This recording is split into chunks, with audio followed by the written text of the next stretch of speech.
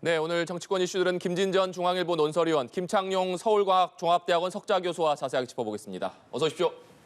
네, 안녕하십니까. 네, 먼저 해병대원 특검법 문제부터 좀 짚어보겠습니다. 해병대원 특검법과 관련해서 윤석열 대통령이 내일 국무회의에서 거부권을 행사할 것이라는 전망이 나오고 있습니다. 여야 간 공방이 치열해지는 모습인데요. 민주당을 비롯한 범야권 오늘 대통령실 앞에서 기자회견을 열고 특검 수용을 압박을 했습니다. 윤석열 대통령이 거부권을 행사한다면 범야권이 과연 어떻게 대응할 것인가? 김진 의원님께서는 어떻게 전망하십니까? 야권에서는 거부권 자체, 특검법 자체가 통과되리라고 기대하는 것보다는 그 공세를 통해서 야권의 7개 정당의 결속, 그리고 이제 윤석열 정권에 대한 총선 후 강경 대응, 이런 것의 지렛대로 활용을 하는 것이죠. 네. 윤석열 대통령의 거부권을 행사하겠다는 것은 명백한 방침이기 때문에 젊은이의 죽음을 이용한 나쁜 정치라고 정진석 대통령 비서실장이 성격 규정을 했지 않습니까? 그리고 대통령이 얘기한 두 가지 논리, 하나는 민주당 정권에서 만든 이 살아있는 권력을 객관적으로 수사하겠다고 하는 공수처에서 열심히 수사를 하고 있는데 무슨 특검이냐?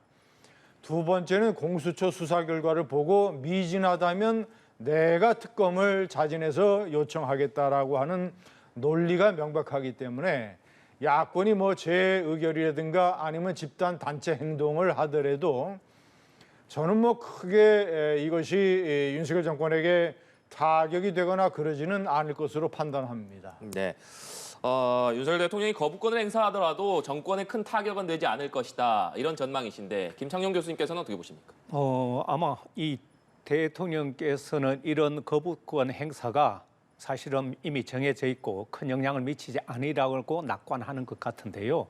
저는 이 사안의 중대성에 미쳐보면 이런 대통령의 거부권 행사는 상당한 야당의 반발뿐만 아니라 국민적인 이런 특검을 하라는 요구에 대한 거부이기 때문에 대단한 반발을 가져올 것이고 큰 파국을 초래하지 않을까. 말하자면 야당과 이 거리의 시민들과 합시하는 그런 거리의 정치가 나타나지 않을까. 총선 심판의 뜻을 거부한 대통령의 이런 초강수는 우리 정치를 사실상 복원시킬 수 없는 곳으로 가기 때문에 저는 이것은 여야의 문제를 떠나서 어떤 식으로 이런 중차대한 문제를 다시 한번 논의해서 국회와 행정 권력이 서로 타협할 수 있는가, 이 과정 속에서 이런 제도가 정착이 돼야 되는데 대통령이 이걸 거부한다는 것은 자신에 다가오는 수사, 자기 가족에게 다가오는 수사는 못 받겠다는, 말하자면 법 앞에 평등하다는 이런 것을 보여주지 못하는 대통령의 모습 때문에 이것은 앞으로 큰 파국을 초래할 것이다, 이렇게 예상합니다. 네. 윤석열 대통령이 지난 취임 2주년 기자회견에서 이 해병대원 특검법에 대한 입장을 밝힌 바가 있는데 만약 내일 국무회의에서 실제로 거부권을 행사할 경우에 국민들 앞에서 추가적으로 입장을 밝힐 가능성도 있다, 이렇게 보십니까? 사안의 중대성 때문에 추가적인 입장을 반복할 수가 있습니다. 그것이 또 여론을 좀 더 잠재우는 데 도움이 되기 때문에 그런 얘기를 하겠지만 이 공수처 얘기를 또 하게 될 텐데요. 공수처는 보면 지금 인력도 부족하고 공수처가 사실상 형해화돼 버렸습니다. 그리고 공수처에서 수사를 어렵게 한다 하더라도 이 기소 여부는 다시 검찰로 가야 되기 때문에 시간도 오래 걸릴 뿐만 아니라 수사를 제대로 할 수 없고 공수처장을 이제서야 뽑는다는 이런 현실적인 문제 때문에 공수처의 수사는 한계가 분명하다. 그 결과는 다시 검찰로 가야 되기 때문에 이런 사안이야말로 특검으로 갈 수밖에 없다, 이렇게 주장하는 거죠. 네. 김진 의원님께서는 내일 거부권을 행사할 경우에 윤석열 대통령이 추가적으로 직접 입장을 밝힐 가능성도 있다, 이렇게 보십니까? 국무회의 발언에서 추가적인 설명을 하겠죠. 그리고 필요하다면 저는 뭐 필요하다고 보는데 대통령실에서 참모들이 나서서 국민들에게 보다 더 알기 쉽게 설명을 해 드리는 게 굉장히 중요합니다. 이것은 뭐 너무나 논리가 명백하기 때문에 사실 이것은 대표적인 이 야권의 선전선동 공세인데, 아니 국민의 다수가 군대를 갔다 왔습니다. 군대를 갔다 온 사람들은 알아요. 군대에서는 각종 사고가 벌어집니다. K9 자주포 사고, 수류탄 던지다가도 사고가 나고 여러 가지 이제 대민 작전을 하다가도 사고가 나고, 이 대민작전을 하다가 병사 한 사람이 이 물길에 휩쓸려서 안타까운 죽음을 했는데 그런 걸 가지고 지금 이 나라가 어떤 나라인데 문재인 정권에서 그 검찰 개혁을 한다고 그 소동을 벌여서 만든 공수처가 김계환 해병대 사령관과 박정훈 수사단장을 불러서 대질신문도 추진을 하고 열심히 수사를 하고 있고 경찰이 최상병 사고의 원인을 상세하게 밝혀나가고 있고 어려운 수사도 아니고 아니 이런 걸로 나라가 특검을 할 정도로 한가합니까? 예? 야당은 무슨 뭐 국민 여론조사 이런 거 대통령이 말이죠. 국정을 제대로 운영을 하려면 그런 무슨 여론조사나 이런 것은 참고용으로 해야지 이렇게 논리와 명분이 명백한 것을 대통령이 뚝심 있게 거부권을 행사를 하고 국민을 바라보고 나가야 됩니다. 야권의 선전송대에 말려들면 절대 안 돼요. 그래서 거듭 강조하지만 국무회의 때 대통령이 분명한 소신을 다시 한번 밝히고 참모들이 적극적으로 나서서 국민들에게 알기 쉽게 설명을 하면 이 문제는 뭐 그대로 넘어갈 걸로 봅니다. 네. 저기 한 가지만 좀 저도 첨언을 하자면 군인의 죽음, 단순한 한 군인의 죽음도 안타까운 죽음이고 국가는 군인의 죽음을 보호하고 이 의무가 있는데 이 군인의 죽음을 둘러싼 권력 간의 개입으로 인한 국가의 공조직이 어떤 식으로 진실을 왜곡하고 회피했느냐.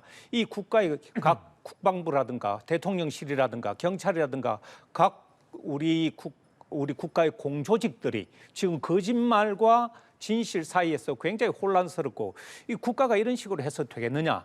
그래서 진실을 정확하게 밝히자. 말하자면 진실 조작 은폐의 대표적인 사건으로 지금 꼽히고 있는데요. 프랑스도 드레피스 사건으로 이 진실 조작 사건이 시간은 오래 걸렸지만 결국은 진실이 밝혀졌는데요. 저는 이번에 최상병 사건 이런 경우는 한 개인의 단순한 죽음이 아니라 이 죽음을 둘러싼 수사단장의 수사를 했는데 그 수사단장을 거꾸로 이 가해자로 만들어가지고 집단 수괴 항명죄 아주 엄청난 이 죄목을 붙여가지고 수사단장을 처벌하는 이 위기의 상황에서 진실은 무엇이냐? 도대체 누가 어떤 잘못을 했느냐? 누가 수사에 압박을 가하고 압력을 행사했느냐? 이런 것이 이제는 본질적인 문제가 됐는데 문제는 대통령실이라든가 이런 데서 지금 그런 기록이나 이런 것들이 다 드러났기 때문에 이 부분은 누구가 어떤 불법 행위를 했는지를 정확히 밝히고 넘어가는 것이 좋다는 것이죠. 네. 아니 그렇지만 바로 그런 걸 수사하라고 문재인 정권에서 국회를 뒤집어 엎으면서 살아있는 권력 객관적으로 수사하겠다고 만든 게 공수처잖아요. 그 공수처가 열심히 핵심 피의자들 불러서 수사를 하고 하는데 그런 논리라면 아니 야당에서 공수처부터 해체를 해야죠. 당신 같은 조직 필요 없으니까. 예? 앞으로 무슨 저 공직자와 관련된 살아있는 권력과 관련된 수사를 당신들이 어떻게 하느냐. 공수처부터 해체를 한 다음에 박정훈 수사단장이 항명을 했느냐 안 했느냐는 국방부 검찰단에서 기소를 해가지고 이 중앙군사법원에서 지금 재판 중이잖아요. 그럼 재판을 해서 박정훈 단장 당신은 상관의 정당한 명령을 어겼다. 항명죄로 박정훈 단장이 만약에 유죄 판결을 받으면 야권은 뭐라고 얘기할 겁니까? 법원의 판단 기다리고 공수처 수사 결과 기다리고 사망 원인에 관한 경북경찰청의 수사 기다리고 이게 합리적인 국가고 정상적인 나라지 그저 선전선동을 해가지고 무슨 여론조사 결과 들이대면서 이런 일까지 특검을 하자고 지금 나라가 그렇게 우리나라가 그렇게 평안한 이런 국면입니까? 거듭 강조하지만 공수처를 존재시키고 특검을 하자고 하는 것은 야권의 자기 모순이자 자기 충돌이다 이렇게 생각합니다. 네. 윤석열 대통령이 만약 내일 국무회의에서 거부권을 행사할 경우에 민주당은 오는 28일에 본회의를 열어서 21대 국회 임기 내에 이것을 재의결한다 이런 계획을 가지고 있습니다. 민주당에서는 국민의힘에서 18표 이상 이탈을 한다면 재의결을 통과할 수 있을 것이다 이렇게 기대를 하고 있는데 김준희 의원님 실질적으로 18표 이상 나와서 재의결이 가능할 수도 있겠지만 재의결이 되지 않더라도 이탈표가 과연 몇 표나 나왔느냐 이 부분에 대해서도 이 부분에 따라서도 좀 정치적 여파가 좀 다르지 않겠습니까? 다르죠. 그런데 제가 여러 차례 말씀드렸지만 제가 정치사에서 이런 무슨 여권이나 야권의 무슨 반란표 이런 것이 생기는 것의 가장 중요한 동기가 논리와 명분입니다. 예? 이재명 대표 체표 동의안 표결 때 29명의 이탈표가 생겼어요. 그거는 왜냐? 명분이 너무나 국민들이 생각하기에도 뚜렷하니까.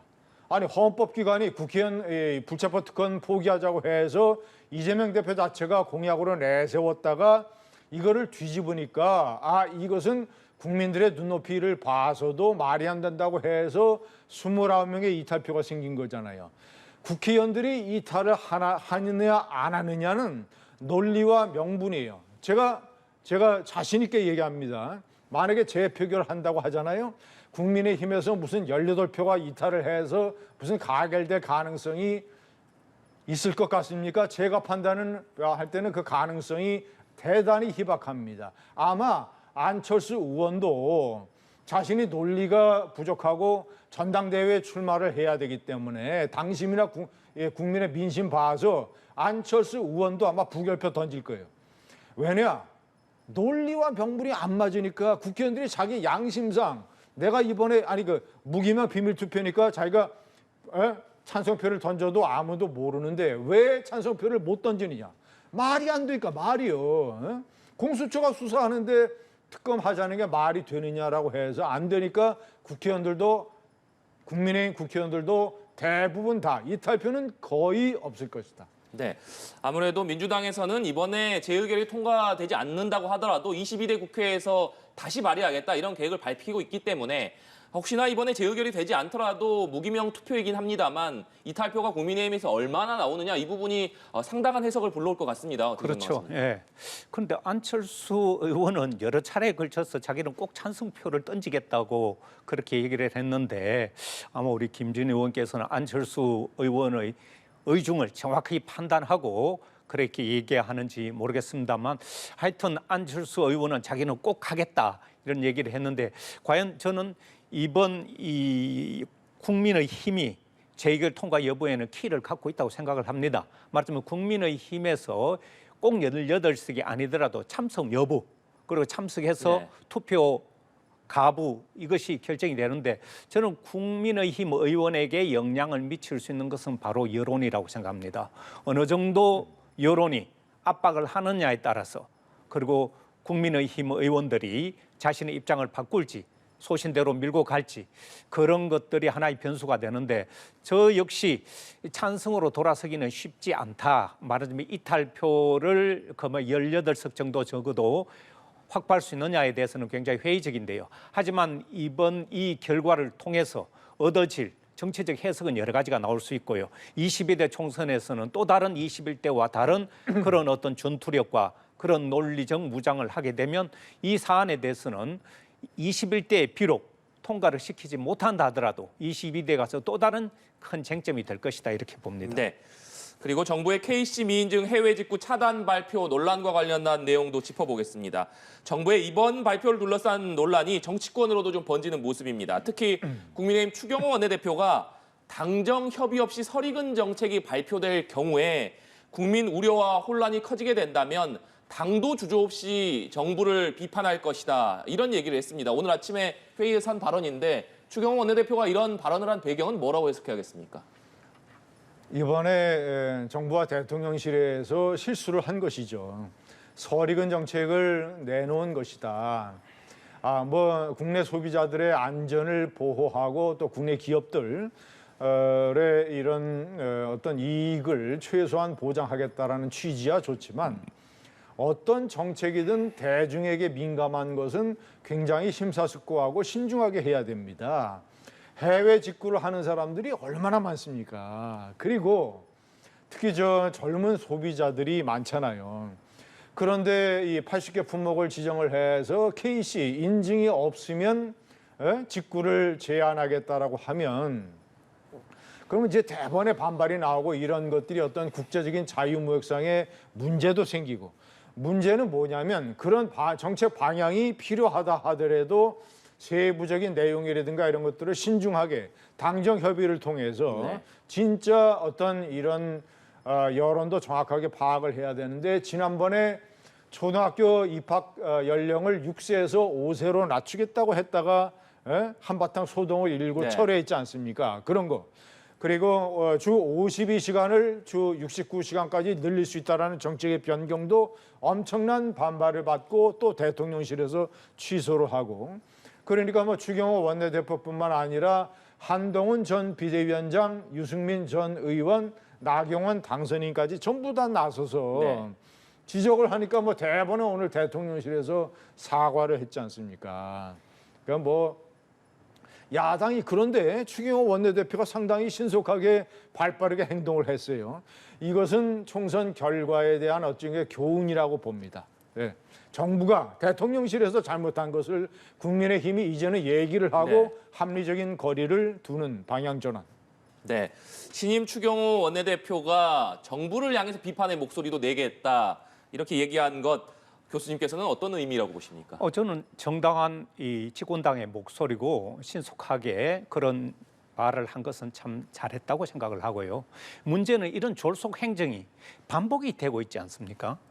이 한두 번이 아니고 이미 그 여러 사례를 얘기했듯이 윤석열 정부에서 행정이란 것은 굉장히 신중하고 충분한 시장 조사와 또 예상되는 반발 이런 거쳐서 하도록 이건 누구나 아는 사실입니다. 저도 행정부에 있을 때 그런 과정을 충분히 거치고 두 번, 세 번 확인하는 그런 과정을 거쳐야 행정은 왜냐하면 행정은 끝나고 난 뒤에 나중에 심판의 대상이 됩니다. 행정 행위에 있어서 어떤 권한 월권 행위가 있었는지 아니면 직무유기가 있었는지 이런 것들이 감사도 받고 하기 때문에 행정은 졸속 행정을 했다가는 바로 문책을 당하기 때문에 이런 부분은 굉장히 신중해야 되는데 납득할 수 없는 일방적인 졸속 행정으로 이 바로 지금 반발이 오니까 이렇게 물러났는데요. 저는 윤 대통령이 강조하는 이 자유 정신, 자유 이런 거와는 정반대로 가는 규제 중심의 이런 일들이 불쑥 나타났다가 여론이나 뻐거나 지적이 나오면 바로 사과하고 국가의 행정이 이런 식으로 신중하지 못하게 이루어진다는 데 대해서는 국민들이 행정부에 대한 불신을 갖게 된다는 것이죠. 그래서 지금 저도 깜짝 놀란 것이 한동훈 전 비대위원장마저도 지적을 했더라고요. 저는 한동훈 전 비대위원장이 이런 지적을 한 모습을 보고 당대표 출마할 의지가 있어 보이는구나. 그리고 이제는 윤 대통령하고 선긋기에 나선 것이 아닌가 이런 생각이 들 정도로 왜냐하면 다른 사람들이 다 지적하기 때문에 굳이 한 위원장이 안 나서도 될 사안에 이 목소리를 냈다는 것은 미디어의 나름대로 포커스를 받겠다는 것이고 그것은 곧 전당대회를 눈앞에 두고 아마 본인은 좀 쉬고 싶었지만 당원들의 열화 같은 성원 때문에 할 수 없이 나왔다는 그런 명분쌓기용이 아닌가 이렇게 보입니다. 네, 김준희 의원님께서는 지금 김창룡 교수님께서도 분석을 해주셨지만 한동훈 전 위원장이 이번 조치를 놓고 비판적인 발언을 했습니다. 총선 패배 이후에 사퇴를 하고 나서 자맹을 이어오고 있는데 현안에 대해서 공개적인 입장을 밝힌 것이 이번이 처음이고 또 그것이 정부 비판 내용이라는 점 어떤 의도라고 해석해야겠습니까? 저는 전당대회 출마를 위한 몸풀기를 열심히 가동하고 있다고 봅니다. 그리고 전략을 이미 세운 것 같아요. 네. 본인의 정치적인 입장을 어떻게 가지고 가느냐. 첫 번째는 제가 이제 한 3가지 정도로 생각을 하는데 첫 번째는 홍준표 대구시장 같은 경우에 이제 극한적인 언어를 써서 진흙탕 싸움을 걸어올 때 한동훈 위원장은 나는 거기에 말려들지 않는다. 나는 차별화된 언어와 행동으로 대응을 할 것이다.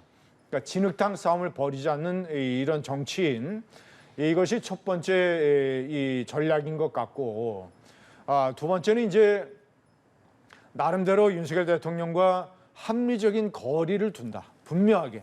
그 두 번째 전략의 대표적인 이런 이 케이스가 이번에 KC 문제에 관한 비판적 언급 아닙니까? 네. 그러니까 뭐 일부러 대통령과 뭐 이 위화감을 조성을 하는 이런 행동을 하지 않는다 하더라도 총선 결과를 바탕으로 해서 국민의힘의 당대표 출마도 마찬가지고 만약에 당대표가 된다 하더라도 대통령과 불가근 불가원의 합리적인 거리를 둔다는 게 두 번째 전략이고 세 번째는 본인의 정치적인 미래를 위해서 젊은 층과 중도층에 대한 확장 정책을 열심히 추진하는데 이번에 다른 문제도 아니고 해외 직구 문제, KC 문제를 거론을 하는 것은 저는 상당히 젊은 층 유권자들을 겨냥한 액션이라고 봐요. 네. 젊은 층들 사이에서 해외 직구가 많으니까. 따라서 이거는 뭐 당대표 출마를 가는 몸풀기 코스입니다. 네. 그리고 문재인 전 대통령 최근 발간한 회고록과 관련한 공방 상황도 좀 짚어보겠습니다. 문재인 대통령이 최근 재임 당시에 외교 비화를 담은 회고록을 발간을 했는데 여기서 부인 김정숙 여사의 과거 인도 타지마할 방문에 대해서 처음으로 입장을 밝혔습니다. 당시 인도의 모디 총리의 초청에 따른 것이었다. 그리고 영부인의 첫 단독 외교였다. 이렇게 평가를 했는데 국민의힘에서는 이 내용을 놓고 단독 외교가 아닌 단독 외유다. 이렇게 강한 비판을 좀 쏟아내고 있습니다. 이 상황에 대해서 김창임 교수님 어떻게 보십니까? 뭐 단독 외유라고 그렇게 여권에서는 얘기할 수 있는데 저는 그 사안을 가지고도 특검까지도 거론하고 이런 네. 상황인데 아니 가서 뭐 명품백을 샀습니까? 아니면 뭐 불법을 저질렀습니까? 그 부분에 대해서 그 대통령 부인으로서 하는 역할이 있기 때문에 그 가서 그런 행동을 한 것을 단독 그 외교라는 표현을 한 것인데 그걸 갖고 문제시하기에는 너무 큰 의미 부여를 하는 것이 아니냐. 좀 정치적인 공격으로 지금 김건희 여사가 공격을 받고 있다 보니까 맞불 작전으로 이런 것을 걸고 넘어지는 것이 아니냐. 이런 정도로밖에 해석이 안 됩니다. 네. 김진희 의원님께서는 어떻게 해석하십니까? 문재인 전 대통령의 설명이 어불성설이고 전혀 설득력이 없어요. 아니, 그 2018년 8월 달에 인도를 국빈 방문을 했습니다. 문재인 대통령 내외가 아니 그래 대통령이 국빈 방문을 했는데 모디 총리가 바보입니까? 그 대통령도로 3개월 후에 지금 허황우 기념공원에 이 개장 이벤트가 열리는데 대통령께서 거기 다시 참석을 해달라고 모디 총리가 바보여서 그런 식의 초청을 합니까?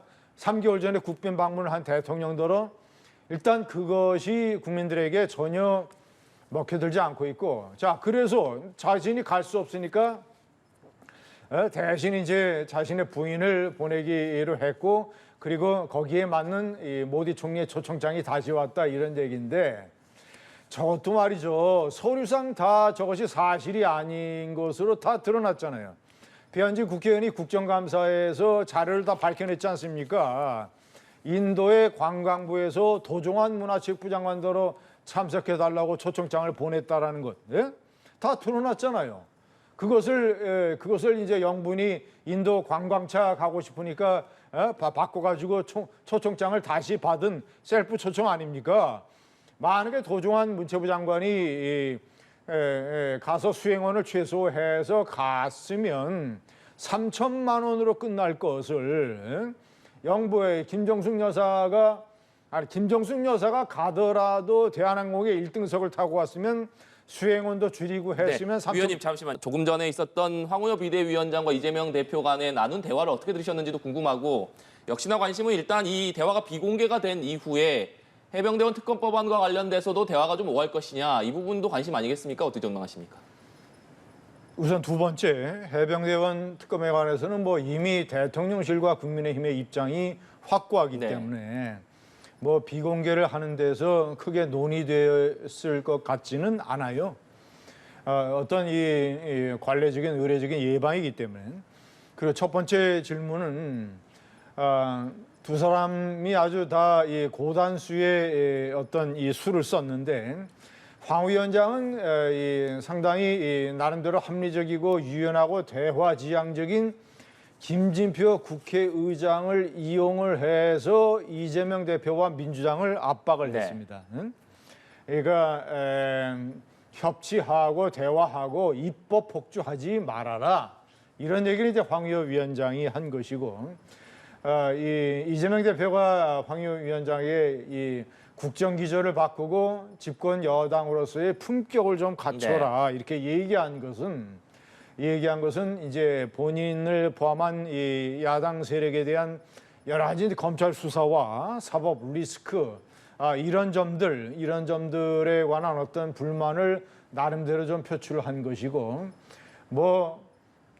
두 사람이 이제 부드럽게 얘기를 했습니다만 양측의 어떤 노선과 기조는 앞으로 전혀 바뀔 가능성이 없을 것이다 이렇게 봅니다. 네, 김창룡 교수님께서는 어떻게 들으셨는지 궁금하고 비공개 대화에서 현안에 관련된 대화도 좀 오갈 것이냐 이 부분은 어떻게 전망하십니까? 우선은 두 분이 그래도 서로 격려해주고 칭찬해주고 참 행복과 기쁨이 있는 그리고 저녁이 있는 정치 그리고 통화가 포용 이런 어떻게 듣기에는 굉장히 아름다운 이런 이야기들이 그래도 두 분 사이에 오고 갔다는 것은 저는 긍정적으로 보고요. 저렇게 말하자면 우리 정치도 좀 복원이 되고 대화가 타협이 갖춰지는 그런 정치로 가면 좋겠다 그런 바람은 갖고 있지만 지금 황우려 위원장 같은 경우는 이제 관리형으로 어떻게 보면 비상 아주 짧은 기간 대표를 하기 때문에 지금 대통령 거부권 문제라든가 이런 현안에 대해서는 사실상 이분의 권한 바뀌기 때문에 이분이 나서서 그런 얘기까지 하거나 조율할 수 있는 그런 사안은 아니라서 만남은 만남이고 의례적인 만남이지만 그 이후에 현안에 대해서는 예정된 수순으로 한 채 변함없이 갈 것이다 이렇게 예상이 됩니다. 네, 알겠습니다. 오늘 두 분 말씀 여기까지 듣도록 하겠습니다. 지금까지 김진전 중앙일보 논설위원, 김창룡 서울과학종합대학원 석좌교수와 얘기 나눠봤습니다. 오늘 말씀 고맙습니다.